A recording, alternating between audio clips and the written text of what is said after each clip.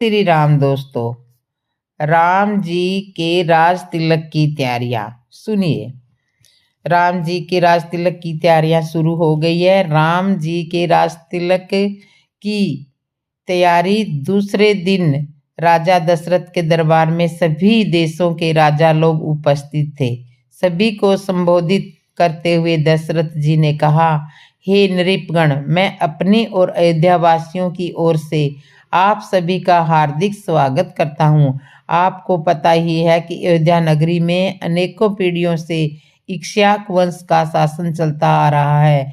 इस परंपरा को निर्माण करते हुए मैं अयोध्या का शासनभार अपने सभी प्रकार से योग्य वीर, पराक्रमी, मेधावी, धर्मपरायण और नीति निपुण ज्येष्ठ पुत्र राम को सौंपना चाहता हूँ।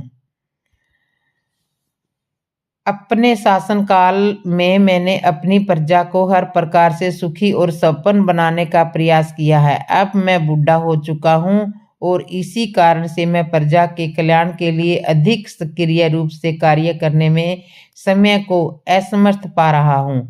मुझे विश्वास है कि राम अपने कौशल और बुद्धिमत्ता से प्रजा को मुझसे भी अधिक सुखी रख सकेगा।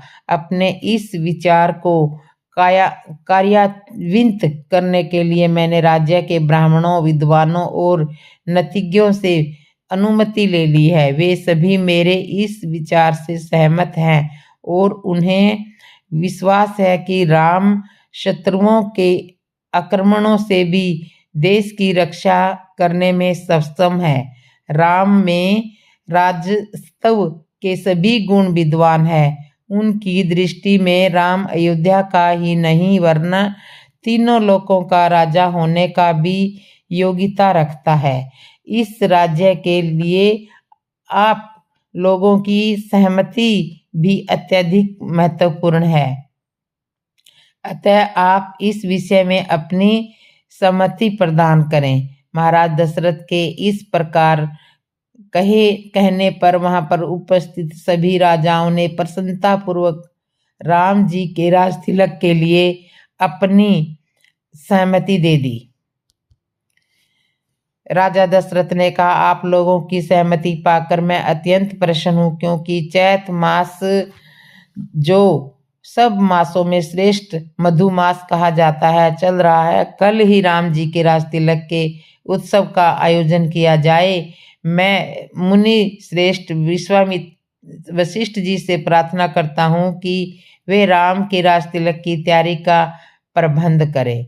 राजा दशरथ की प्रार्थना को स्वीकार करके गुरु वशिष्ठ जी ने संबोधित अधिकारियों को आज्ञा दी कि वे यथाशीघ्र श्रवण, रजत, उज्ज्वल, मणिक, सुगंधित और औषधियां, श्वेत सुगंधित युक्त मालाओं, ततलाजा, धृत, मधु, उधम, वस्त्र आदि एकत्रित करने का प्रबंध करें। चतुर्गणी सेना को सुशोभित करने का आदेश दें।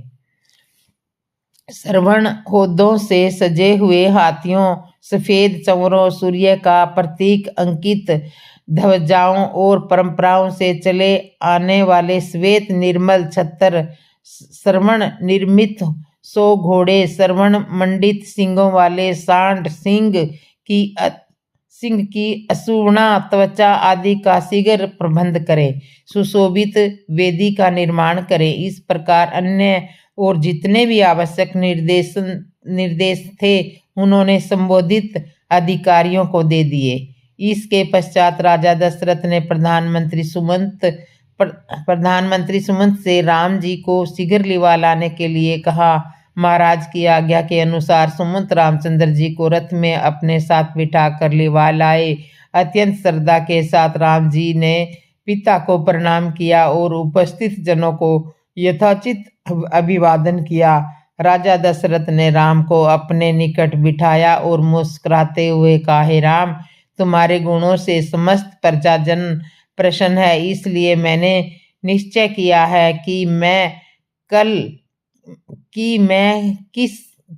कि मैं कल तुम्हारा राज्याभिषेक कर दूंगा। इस विषय में मैंने ब्राह्मणों, मंत्रियों, विद्वानों और समस्त राजा महाराजाओं की भी सहमति प्राप्त कर ली है। इस अवसर पर मैं तुम्हें अपने अनुभव से प्राप्त कुछ सीख देना चाहता हूँ। सबसे पहली बात तो यह है कि तुम कभी भी विनयशीलता का त्याग मत करना। इंद्रियों को सदा अपने वश में रखना। अपने मंत्रियों के हृदय में उठने वाले विचारों को प्रत्यक्ष रूप से जानने और समझने का प्रयास करना। प्रजा को सदैव संतुष्ट और सुखी रखने का प्रयास करना।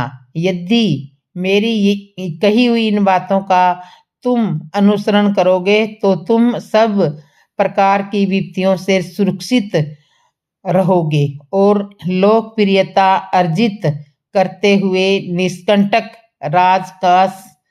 राजकाज संभाल सकोगे। यह सिद्धांत की बात है कि जो राजा अपनी प्रजा को प्रसन्न और सुखी रखने के लिए सदैव प्रसन्नचित्त रहता है, उसका संसार में कोई शत्रु नहीं होता। यदि कोई व्यक्ति सर्वार्थवश उसका अनिष्ट करना भी चाहे तो भी वह अपने उद्देश्य में कभी सफलता प्राप्त नहीं कर सकता, क्योंकि ऐसे राजा को अपनी प्रजा एवं मित्रों का हार्दिक समर्थन प्राप्त होता है।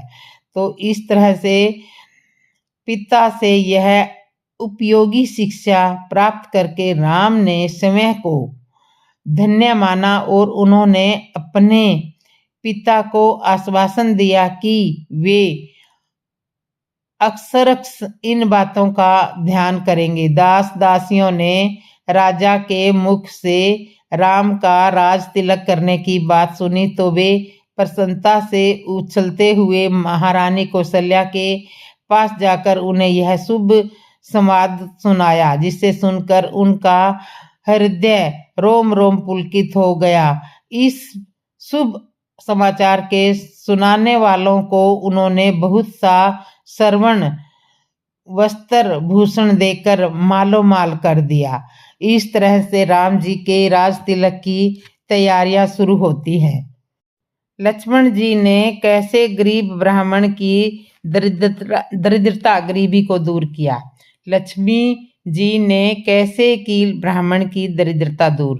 एक बुढ़ा ब्राह्मण था, वह रोज पीपल को जल से सींचा करता था। पीपल से रोज एक लक्ष्मी ने कैसे गरीब ब्राह्मण की दरिद्रता दूर की, सुनिए।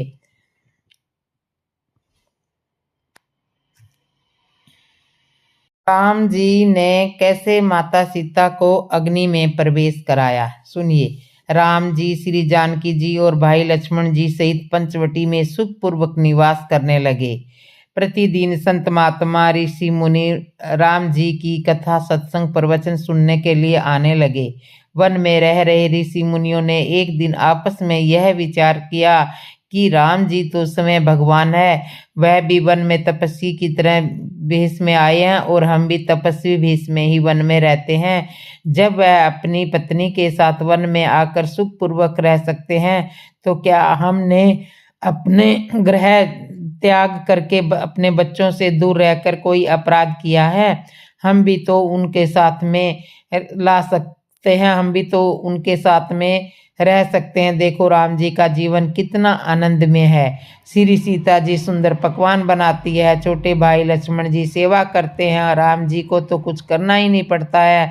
हमें तो भोजन की व्यवस्था खुद करनी पड़ती है, आश्रम की सफाई करनी पड़ती है और भी बहुत सारे काम करने पड़ते हैं। एक महात्मा ने कहा कि हमारा संकट अभी भी टल सकता है, हम भी ग्रस्त हो सकते हैं, क्योंकि हमने राम जी की महिमा सुनी है कि उनके चरणों में जादू है। वह जिस पत्थर को अपने चरणों से छू लेते हैं वह नारी का रूप धारण कर लेता है।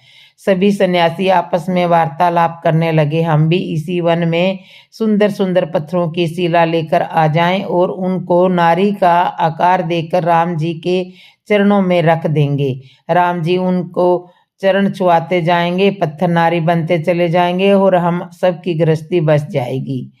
हम भी इन्हीं की तरह वन में सुखपूर्वक रहेंगे। सभी सन्यासी महात्माओं को यह सुनकर बड़ा अच्छा लगा। उन्होंने सत्संग में आना छोड़ दिया और जंगल से पत्थर शिला ले आए और सब अपनी अपनी कुटिया में रुचि के अनुसार उन शिलाओं में नारी का रूप बनाने लगे। इधर जब राम जी को ज्ञात हुआ कि संत महात्मा सत्संग में आते क्यों नहीं है, तब किसी ने बताया कि वे सब पत्थरों की नारी बनाने में लगे हैं। उनका उद्देश्य यह है कि राम जी की भांति हम भी वन में गृहस्थ होकर रहेंगे। इन पत्थरों से बनाई हुई नारी की आकृति को राम जी के चरणों से छुआ देंगे, नारी पत्थर बन जाएगा और हमारी गृहस्थी बस जाएगी। संत महात्मा एक दिन अपनी रुचि अनुसार पत्थरों से नारी का रूप बनाकर शिलाएं ले आए। लाकर राम जी से कहा, प्रभु अपने चरणों से छुआकर हमारा भी घर बसा दीजिए, इन पत्थरों में नारी प्रकट कर दीजिए। जल्दी नहीं है, आप यह कार्य आराम से कीजिए। प्रतिदिन दो चार आपको उचित जैसे लगे उस तरह से धीरे धीरे सब सन्यासियों का घर बसा दीजिए। भगवान श्री राम ने सन्यासियों के मुख से यह वाणी सुनी तो अचंभित रह गई। उन्होंने उनके मन में लगा कि वन में नारी के साथ लाने का संदेश सन्यासियों के प्रति गलत जा रहा है, कुछ करना पड़ेगा। राम जी ने श्री सीता जी से कहा कि देखो, मैंने तुम्हें मना किया था कि साथ में मत चलो। देखो, तुम्हारे कारण इन महात्माओं की बुद्धि भ्रमित हो गई है, यह भी अपना घर बसाना चाह रहे हैं, जबकि यह संन्यास धर्म के विरुद्ध है। भगवान ने संतों से, ऋषि मुनियों से कहा कि एक काम कीजिए, जिन चरणों की रज मैं नारी बनाने की शक्ति थी, वह चरण तो आज लक्ष्मण जी ने धो लिए हैं। तुम कल आना, तब मैं तुम्हारी यह मनोकामना पूर्ण करूंगा। महात्मा अपनी शिलाएं लेकर वापस चले गए। इधर जब लक्ष्मण जी जंगल से लकड़ी लेने के लिए गए, तब श्री राम जी ने सीता जी को कहा, संतों के प्रति संदेश गलत जा रहा है। मैं अब कुछ नर लीला करना चाहता हूँ, जिससे कि संन्यास धर्म की मर्यादा भी बनी रहे, सन्यासियों का प्रेरणा भी मिले और मैं राक्षसों का विनाश भी कर सकूं। सीता जी ने कहा कि प्रभु, आप राक्षसों का विनाश तो अभी तक कर ही रहे हो मेरी उपस्थिति में भी, और फिर अभी भी कर सकते हो। मुझसे क्या चाहते हो? राम जी ने कहा कि तुम अग्नि में निवास करो। श्री सीता जी ने राम जी की बात को स्वीकार कर लिया और अग्नि में समा गई। लक्ष्मण जी इस मर्म को नहीं जानते थे। दूसरे दिन रावण की बहन शूर्पणखा पंचवटी के निकट आती है। वाल्मीकि रामायण के अनुसार गोदावरी नदी के तट पर जब भगवान श्री राम जी स्नान करने गए थे, तब वहां उनके सुंदर पद चिन्ह बने हुए थे। उन्हीं पद चिन्हों को जब रावण की बहन शूर्पणखा ने देखा, उनके मन में ख्याल आया कि जिनके चरण चिन्ह इतने सुंदर हैं, तो उनका रूप तो कितना सुंदर होगा। शूर्पणखा उन्हीं पद चिन्हों पर पीछा करते हुए पंचवटी के निकट आ पहुंचती है। तुलसीदास जी श्री रामचरितमानस में वर्णन करते हैं कि शूर्पणखा रावण की एक बहन थी, जो नागनी के समान भयानक और दुष्ट हृदय वाली थी। एक बार जब पंचवटी में गई और दोनों राजकुमारों को देखकर काम से पीड़ित हो गई, वह सुंदर रूप धरकर प्रभु के पास जाकर बोली, प्रभु के पास गई और मुस्कुरा करके बोली, न तो तुम्हारे समान कोई पुरुष है और न मेरे समान कोई स्त्री है। विधाता ने यह संजोग जोड़ा बहुत विचार कर रचा है। मेरे योग्य पुरुष वर जगत भर में नहीं है। मैंने तीनों लोकों में खोज लिया, इसीलिए मैं अब तक कुंवारी हूँ। अब तुमको देखकर कुछ मन चित्त ठहरा है। इस तरह से शूर्पणखा श्री राम जी को लुभाने की चेष्टा करती है। तो दोस्तों, आज की कथा का प्रसंग यहीं समाप्त करते हैं। आगे की कथा मैं आपको कल बताऊंगी। तब तक के लिए जय श्री राम। दोस्तों, जिसको मेरी कथा अच्छी लगी हो, कमेंट में जय श्री राम जरूर लिखना और कथा को शेयर भी ज़रूर किया करो दोस्तों। तो एक बार ज़ोर से फिर बोलो जय श्री राम दोस्तों, जय श्री राम।